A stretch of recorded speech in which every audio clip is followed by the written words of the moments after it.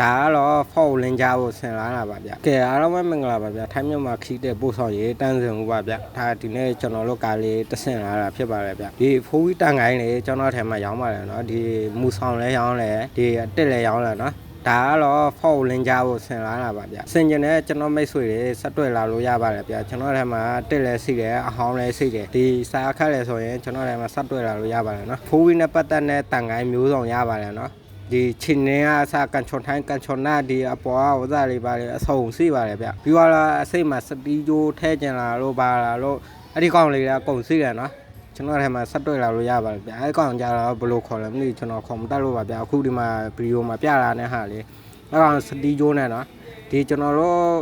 ရုံမနိုင်တဲ့ချိန်ကျရင်တစ်ပစ်မှကြိုးချီဘူးလားဒီလမှုလေးနှိုက်လိုက်ရုံနဲ့တူအတူအော်တိုဆွဲပါတယ်ဗျအဲ့ဒီကောင်လေးလည်းဆင်လို့ရတာเนาะအကောင်လုံးဆင်လို့ရပါတယ်ဗျစိတ်ဝင်စားရင်ဆက်တွေ့လာလို့ရပါတယ်ဗျကျွန်တော်ထဲမှာဈေးတိကျင်တဲ့ကျွန်တော်မိတ်ဆွေတွေ Messenger မှာလာရောက်မေးမြန်းနိုင်ပါတယ်ဗျ